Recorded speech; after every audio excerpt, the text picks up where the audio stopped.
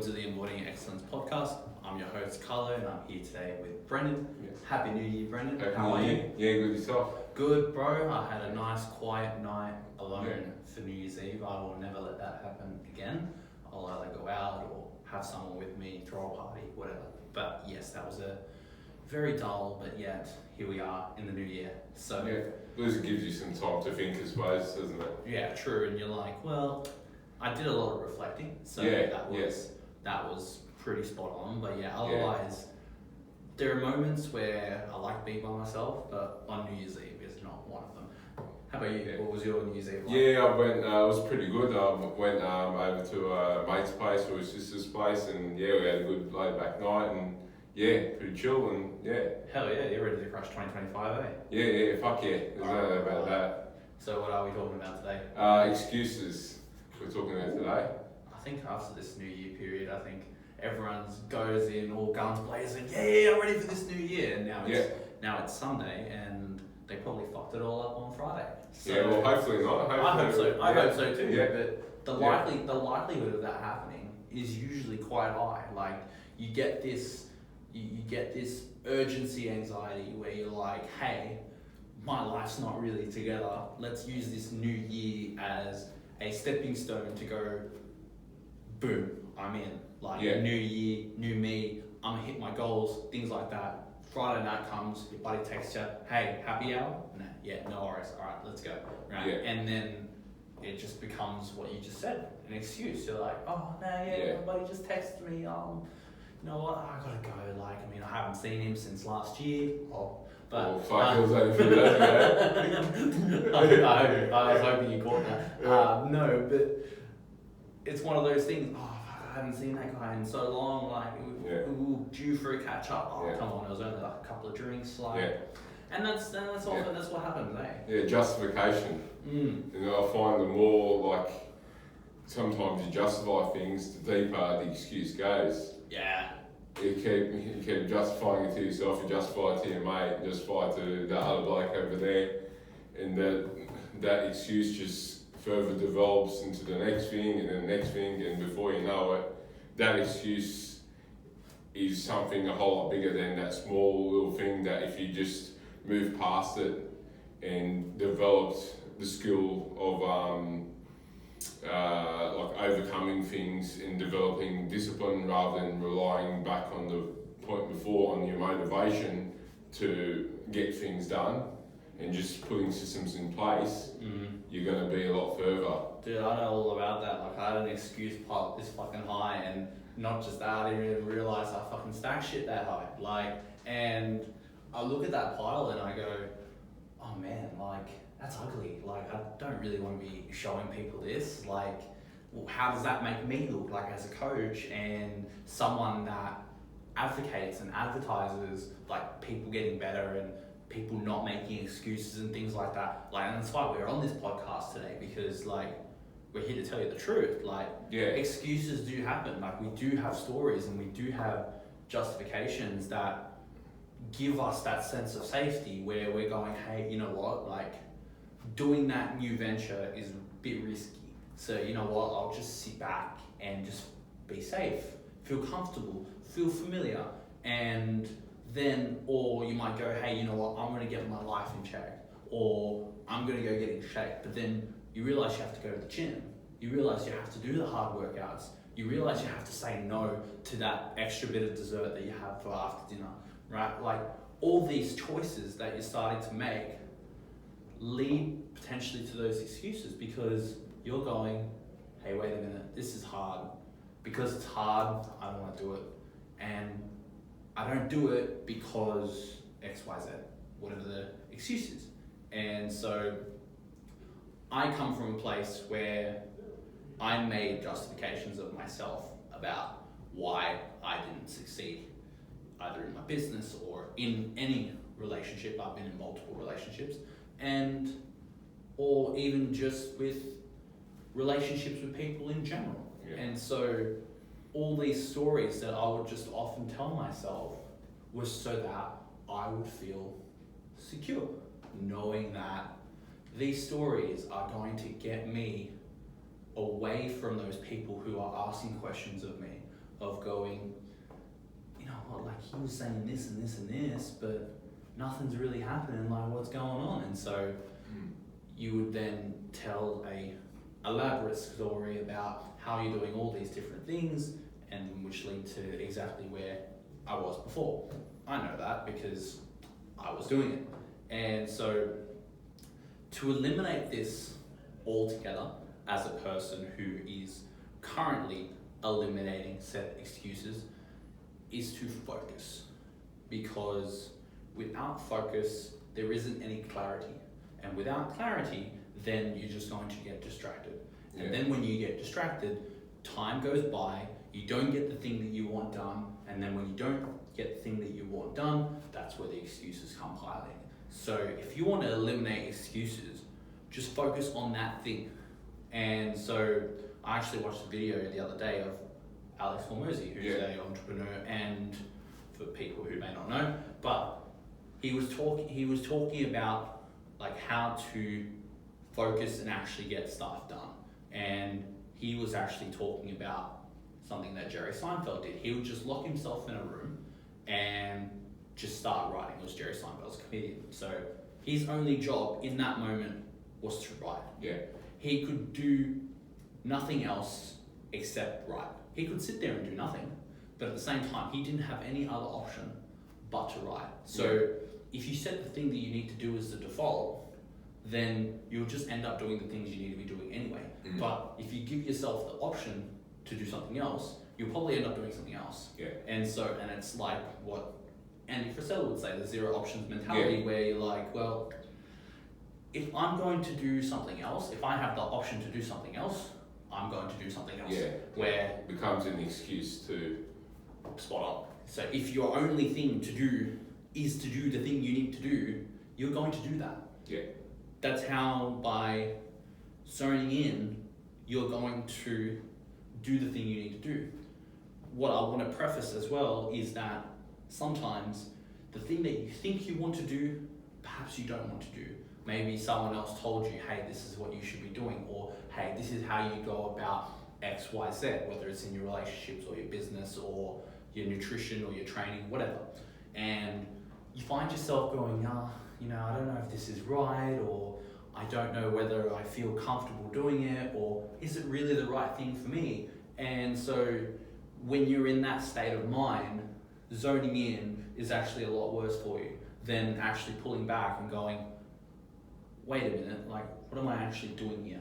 And so excuses often come from two places. One, when you're doing something else than what you should be doing, or in your head you're supposed to be doing, where you're going, you know what, I'm gonna go do the other thing because the thing that I'm supposed to be doing is hard.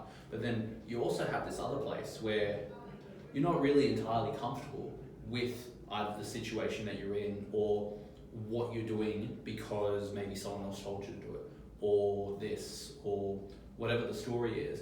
And that then turns into, hey, you know what, I want to live on my own terms. I don't want to be doing what other people are telling me to do, so I'm going to go do this thing. And then when you go and do that thing and it's not successful, then you make certain justifications as to why it's not successful, rather than potentially listening to the person that's telling you the thing. Again, I know this because I also did that, where I've had people tell me, hey, you should take this road. And me, being the stubborn prick that I am, I'm going, no, I don't. And I'm going to go this way instead. And I've stumbled, like, everywhere. And different things have played out all because of my doing. And my excuse of, hey, I don't want to listen to anybody else. I want to get this done myself. And it's because I also feel uncomfortable with other people telling me how to live my life. And so in both scenarios, excuses are rooted in fear, because you're either afraid of doing the thing that you're supposed to be doing because it'll lead to either failure or to rejection, or because you're afraid that if someone else is right, it means you're wrong. And so both times that I've led from that place where I've made excuses and justifications about why things weren't done were out of fear. And when you come from a place of love where you're going, hey, you know what, this thing that I'm afraid of, it's only really a perception of how I feel, or hey, this person's only really doing what they think is best and just advising me, you don't have to take the advice but you can still love them the same, then the likelihood of you making excuses is a lot less, because you haven't put so much pressure on yourself to do a certain task so you end up doing something else. And then at the same time, you haven't put so much emphasis on everyone else being wrong and you being right, that by actually listening and intertwining what they say and then what you do, then the excuses just disappear. Yeah, I think that's important to intertwine. Yeah, and that's the preface that I wanted to make before as well, because like I said, like if you're in that place where you're just making excuses and doing something else, then you're distracted. And so, but to eliminate the distractions, you just focus solely on a task. But if your actions and your excuses or your inactions are coming from a place where you're seeking validation, then focusing could be a big problem, because then you're only focusing then on externalizing your actions to appease somebody else. Yeah. And then that's where you got to do internal work and go, hang on a minute, what am I really doing this for? And where do these excuses actually come from? So by making that distinction between the two, it allows you to go, okay, here's what I need to do, rather than going, oh, well, I did this and I hate this because you told me to just come and chill and it'll just be one meal and yada yada. That person has no priorities. They're distracted. They're going, you know what, fuck it, I'll just eat it. This person here is, oh my God, like Brendan's my best mate. Like if I don't show up to the bar on the Friday night, and he'll just think that I'm not his friend, and I think that if I don't join in, that I won't fit in, then we'll probably just grow distant, and then we'll lose our friendship, or we'll lose what we have, and this and this and this. And so you go, and then you eat the fucking hot dogs, maybe eat 3 of them, and then you get pissed under the table and you laugh, you have a good time. Hey, at least I saw Brendan. Like, you remember half of it, but you did it. And so, like I said, when you figure out the root cause of both those sides, it's fair. Yeah, a lot of the time you're telling stories to yourself as well, and that's where communication comes in, and for that matter, because take that scenario, for example, going out on Friday night, gonna have hot dogs and freaking drink alcohol, whatever. If you were up front with your mate and told him that you were sort of taking your nutrition seriously on a meal plan or whatever, your mate, if they were really mate, they'd respect that decision, or say, look, this particular venue offers healthier options. I'm happy for you to come over and I can have that with you as well. Or I can have what I want and do it that way. Yeah. You don't have to force that upon the other person. I think that being upfront is a really big thing. Yeah, and I feel as though that when a person makes an excuse, what they do is they deflect that opportunity to actually be upfront, because that confrontation is difficult. Like, there aren't too many people that are comfortable with deliberate confrontation. Most people aren't. When you find people that are comfortable with deliberate confrontation, it's because they've practiced it, because they've realized, hey, look, the faster that I confront something that I need to confront, the easier it becomes later, where because we're conditioned to have things easy and for things to just then progress and not actually work on ourselves or anything else, then those conflicts that we delay, they multiply later. And so excuses often also just come from not taking full responsibility up front and being in full conversation mode with that scenario where you're going, yeah, you know what, like, I'm taking my nutrition seriously, so I won't be eating shit tonight. Like, is there anything else on the menu that we could possibly eat? And like you said, like a mate, if there's a mate, then he would go, hey, you know what, yeah, you said that you were, and I can see that you're holding you to it, so let's do that then. And it's done. Where if that's not communicated, then that's where the excuses come in. And then what kind of a friendship do you have if a person can't hold you accountable without feeling judged?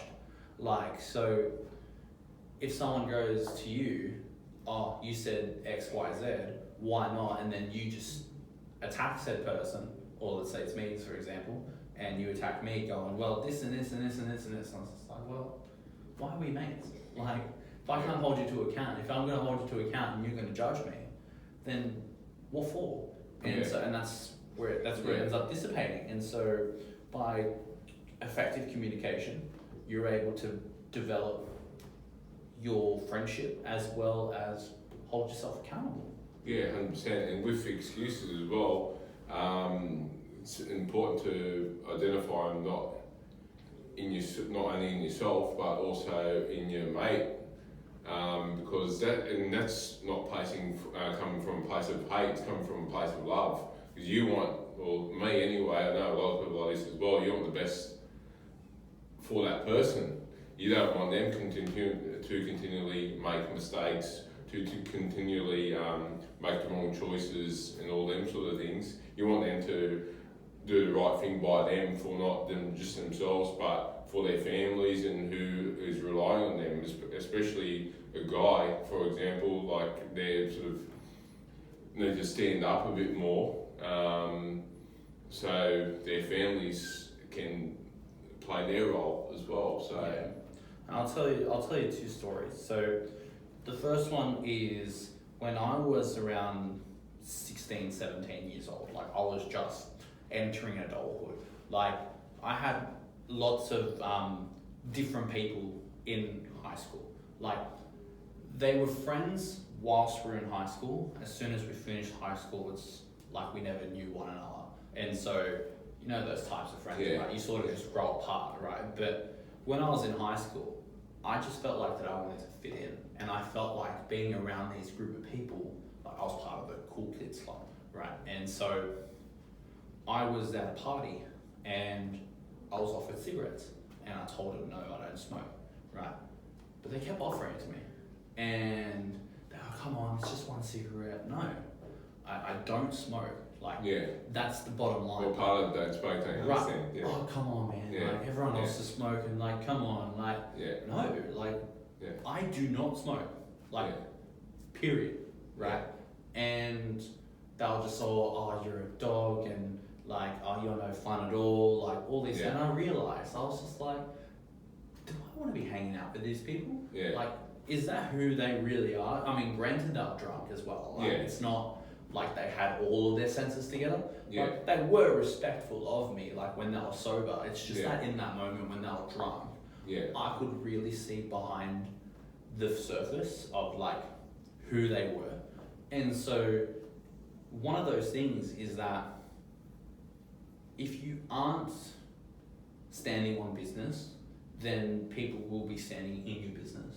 And so by you enforcing boundaries, not only do you have the boundary set, but you're also not going to set excuses later as to why you did the thing that you said you weren't going to do. And that was me, where I was going, hey, like, I don't smoke, like, period. Like, and then there was no excuse for me to go, well, fuck it, I'll just smoke now. Like, because I thought, I don't want to smoke. It's not happening. I'm not smoking. And so that's one example where I set a really hard boundary. A different boundary was drinking. So when I was around the same age, around 18, I drank quite heavily. And so anytime someone would offer me a beer, offer me a shot, whatever it was, I was like, yep, no worries. I'd get absolutely fucking shit-faced, right? And like, I was actually having a conversation with my brother about 2 weeks ago when one of his mates asked me, like, why did you stop drinking? And I told him that I drank really heavily. And I told him to ask my brother. And my brother goes, yeah, he was worse than us. Like, and they've done some fucking crazy shit too, but I have too. And so any time that I got on the fucking piss, like, it was fucking mayhem, right? And I'd either do really silly things, be really loud, or just pass out, right? So whatever the occasion was, I'd just start drinking, right? It got to the point where I was working at the bottle shop and I'd just be drinking after a shift, heavily after a shift. Like, and I was carpooling with someone else as well, so like we're taking turns driving. But like, it was a fucking Tuesday. Like, what the hell? Like, and I had work the following day, but I'd be fucking drunk, and I'd just be going, like, do I really fucking want this? But the excuse was that, hey, everyone else is drinking, like, you work at a bottle shop, like, you don't want to feel left out, and you also feel very, very upset about something existential that you don't want to deal with, so instead you just drink. And so that excuse of feeling the need to fit in within that social environment and then willing to then not deal with what was going on internally, like, those were the two biggest excuses that I had when I was drinking. And so then when I finally cut it out, like, one, it was thankfully quite easy because once I figured out those two excuses, like, I just honed in on not drinking, and then I just set a hard boundary on not drinking. But at the same time, my family didn't drink really as heavily as I did, and because I'm the oldest child as well, like, I would have been the first one, like, out of the family, like, because I've got 3 younger siblings, to actually start drinking. And so I felt, hey, yeah, you know what, I don't need to drink anymore, and none of my family were heavy drinkers either, so it did make it a lot easier. But like, the excuses were piling, man. Like, it was like, there's high, like, all the reasons in the world that I could have continued drinking, like, because that year that I stopped drinking, I had a heartbreak with this girl that I was seeing. I was in loads of credit card debt, and I just lost my license for a year speeding, like going excessive kilometers over the speed limit. And at the same time, like, getting to work was a hassle. I was having issues with different people at work. I was angry all the time. I had every reason in the world to continue drinking, right? But I decided no. Like, and sometimes when it comes to excuses, the way to eliminate excuses is to say no. Yeah. When you learn how to say no and you learn to keep your no, then the excuses just go away. But if you're that person, you go, oh yeah, you know what, one couldn't hurt, like, whether it's drinking or a line or whether it's like anything that isn't aiming towards your goals. Like, if you're that person that just says, yeah, one couldn't hurt, right? I mean, what's one cheat meal, right? Like, one leads to this, one leads to... Sure does. And then that's where all the excuses start piling in. And so, like I said, on both of those stories, like, I had both sides where I didn't have any excuse to do something that I didn't want to do.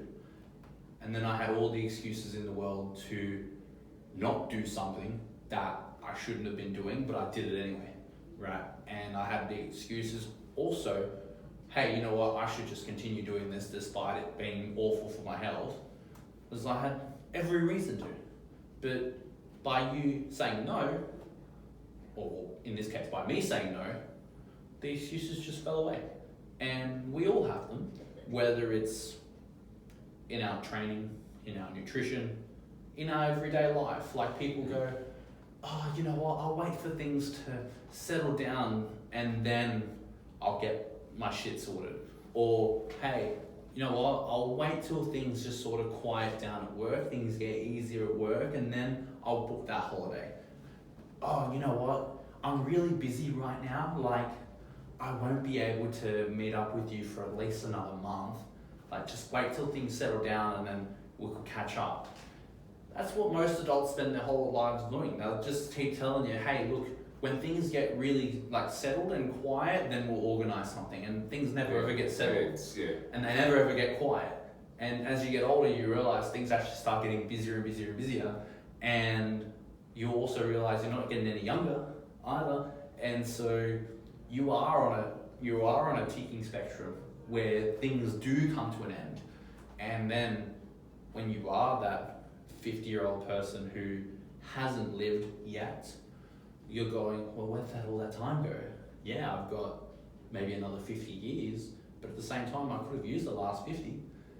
That's not a bad thing either, because maybe it might take someone 50 years to figure that out. But you're going, well, I can either make different excuses and stories, or I can go out and do the thing. Whether I fail, whether I succeed, doesn't matter. Like having the right company and having a sense of direction and actually executing on said thing, hey, look, doesn't matter how many excuses you make, provided that you just get back on track. But if you make the excuse to not get back on track, well, you never be on track and you'll always be miserable. And when you're always miserable, I mean, how many people do you hang out with that are always miserable?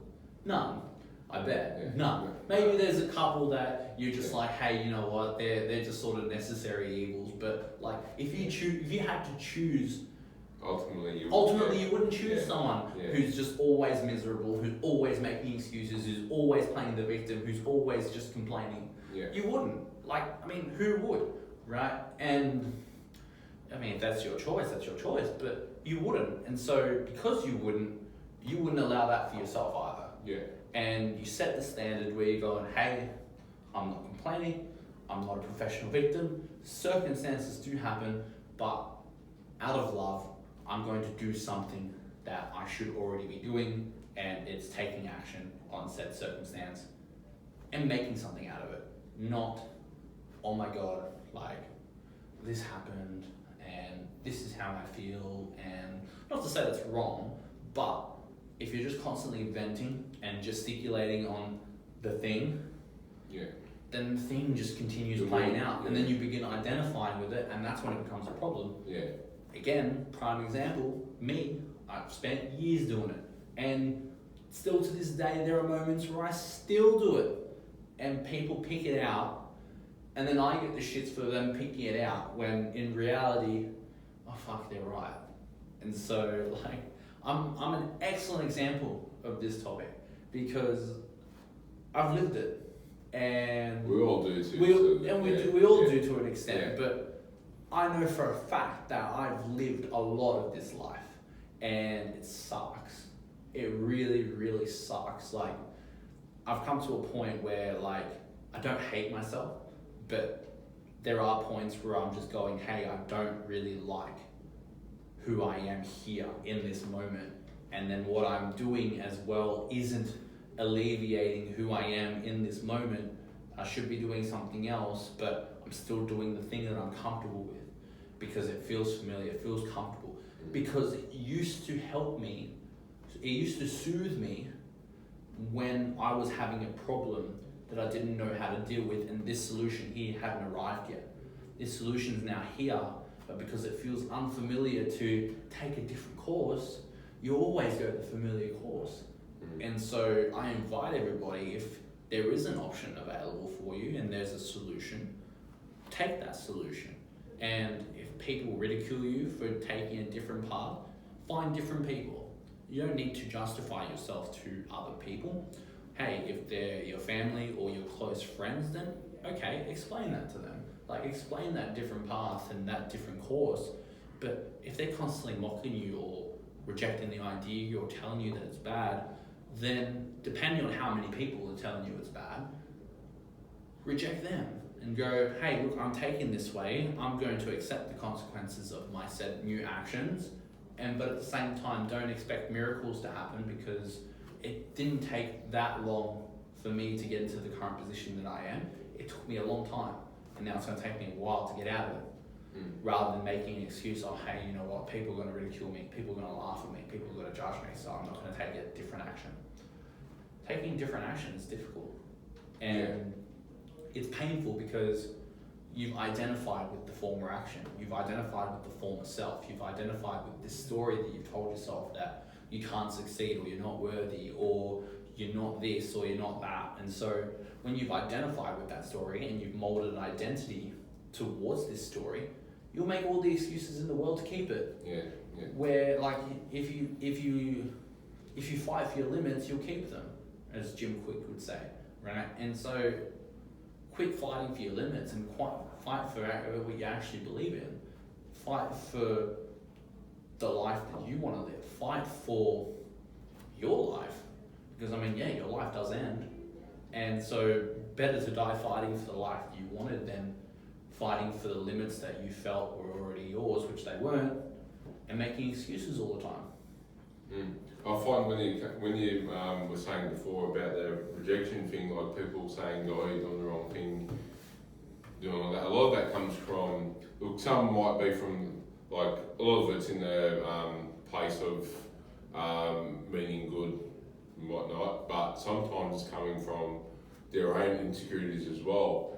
They don't want people to see that they couldn't do something themselves, and then, I don't know, it could be their best mate, their daughter, their son, whatever it is, that they can do what they couldn't do, and they're also afraid of losing them as a person or who they are, or from their lives as well.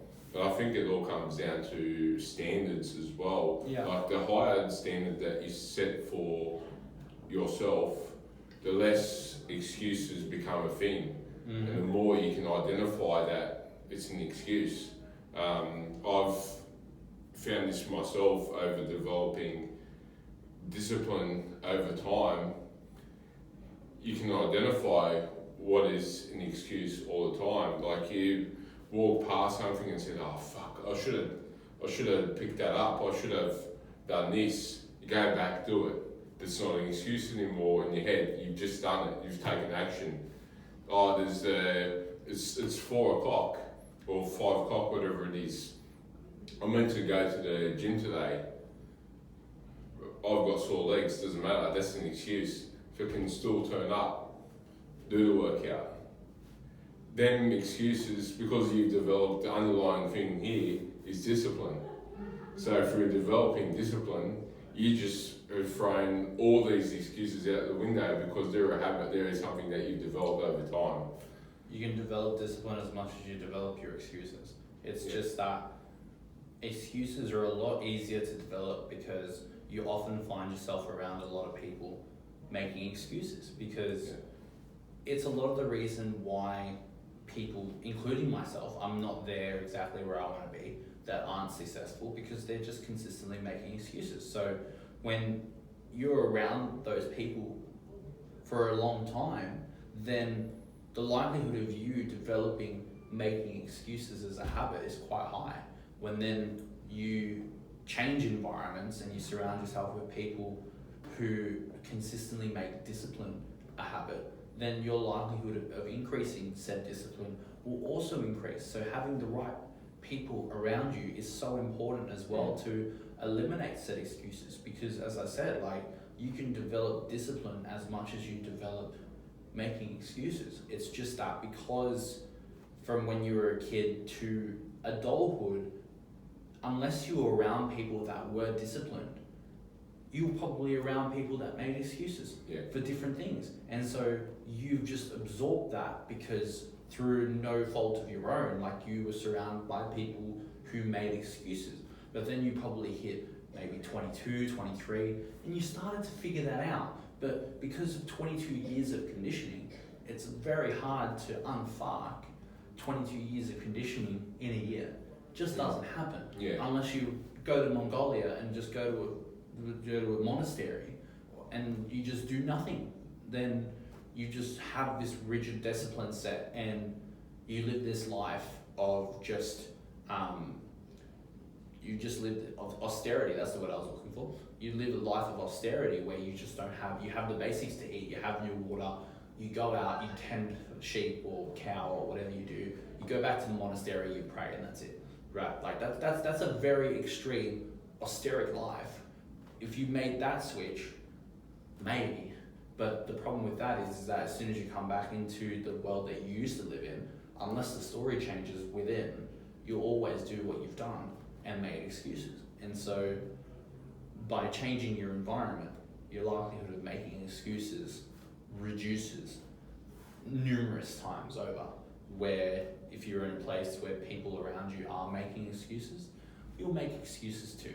And that's just the nature of things. And so to eliminate excuses, you focus on the thing that you need to be focusing on, and then you also find people who are on a similar path to you or they have their own discipline that they're exercising for their own ventures, but they inspire you because you can see that the work that they're doing puts them at a level that you'd like to be at. And then you make it happen to connect with said person in a way that provides value for both people. And then you then have the ability to increase your level of discipline, which completely eradicates excuses. Yeah, that sums it up. Well, it's one of those things where in this new year in particular, you quit excuses by banning them. Just ban excuses, ban complaining, ban venting. Like in your mind, just eradicate it, ban it completely. It is not allowed, like at all. If someone's giving you shit, don't complain about it. If someone is harassing you or someone is just G'ing you up, you don't react. You go, okay, you know what, I can see the type of person you are, and you move on. Yeah. And if you're that person that decides, hey, you know what, one couldn't hurt. You know what, yeah, a couple of drinks, that's okay, it's totally cool. No, it's not cool. Don't let that be control. It's not cool. Yeah. What is cool is going, hey, thank you for the invitation, but at the same time, I'm currently not drinking, or I'm in a period in my life where I've decided to make some changes. I'm happy to be here with you and hang out or chat or whatever it is that you're doing, but I won't be participating in the drinking. Like that's what focus is. And then, as you said earlier, if they get reactive or they get defensive or they just start asking questions, you just know later, hey, you know what, we won't be hanging out anymore. And then the more you continue exercising your discipline and eliminating excuses, the more you begin to attract people who are of a like mind. And then you'll go out of your own way to find people who exercise in the morning, let's say, or exercise in the afternoon if you're an afternoon person. You might just meet someone at the gym and just have a chat and go, oh, hey, I see you're really working out hard, I can respect that. And then you form a bond, and then you might envelop into a friendship, and then that's how you then form, oh, hey, you know what? We're not going to the bar Friday night, we're going to go squat Friday night. Or, hey, we're not going to the bar Friday night, we're just going to hang out at yours, just watch some movies and just eat some steaks. Like, it's one of those things where when you eliminate the excuses and you cut the shit out and you focus on what needs to be done, not only will the shit get done, then as a consequence of getting shit said done, you have all the results in the world, and when with all the results in the world, you'll feel fulfilled within, and then people will resonate with that as well. Like, you attract the right people, but then also the people that currently repel you, even though they repel you, they'll still have some solemn respect and go, well, hey, you know what, like, he did what he said he was going to do. And that ends up what's happening. So just, cut the shit. Just cut it all out. Like, excuses don't exist. Justifications don't exist. And if they do exist, then figure out why. Like, there are times where you need to figure out why. There are times where you just need to cut the fuck out. And so just decide what it is. For me, it's always been figure out why, because I just like to know why for things. Lately, there have just been some times where I've just gone, hey, I just need to fucking cut the shit, and I'll cut the shit. So just figure out what works for you, and then go ahead. Yeah, it's just it's a time thing for me as well sometimes. Like, as in saying I don't have time for this and stuff like that, but the more you efficiently become at something, the less time you take on it as well, and the more you can create time for other things that it's priorities as well. I find that's another thing as well. I should mention priorities are a big thing as well. Is it an excuse not to do it, or is it your priority not to do said thing? That's another big thing as well, because sometimes it's not a priority of yours to do something, rather than Say, for example, you can make the time to, I don't know, watch a movie, for example, but you don't have time to make a healthy meal or a few healthy meals for the week, or whatever it might be. Like, there's choice there. So it's, what priority is it that you've got for yourself? Is it the healthy choice or is it the other choice? Priorities and excuses aren't mutually exclusive. You can't have both. Like, because if you have a priority, then you'd be doing said priority. If you aren't doing said priority and there's a reason why you aren't doing said priority, welcome, that's an excuse. Yeah. And so you're not going to have them both. And so excuses feel comfortable because it's easier, where you go, oh, hey, you know what, I don't need to do the thing. Where actually doing the harder thing and going, hey, this needs to be done. I'm going to go get it done despite how I feel or despite the circumstances, and I go and get it done regardless. Like, those are priorities. Those are what are going to get you results this year in 2025, where you've been saying for the last 5 years that I'm going to change things and things are going to change for me. And I speak for myself because I'm also one of those people for the last 5 years who have said, hey, things are going to change for me, but shit hasn't changed. And so I speak for myself, but I also speak to you out there. If you're somebody that's gone, hey, shit's going to change for me, but nothing's changed. Yeah, cut the shit. Just say, hey, look, I'm not willing to do what I need to do in order to get to where I want to go. And then just admit it. Or go, hey, you know what? I've been fucking up here, here, and here, and here. Here's where I need help. Ask someone for help. Ask someone reliable for help. Someone who is at the level that you want to get to. And use them. And then use them as your accountability partner. Use them as a coach. Use them as somebody that will help you get to where you want to go. But make priorities, not excuses. Yeah, I agree with that. I guess that sums up today's talk, Brad. Yeah, I think so. Alright, well, see you in the next episode. Please like and subscribe on our channel, the Embodying Excellence Podcast, and stay excellent. Yeah, thank you.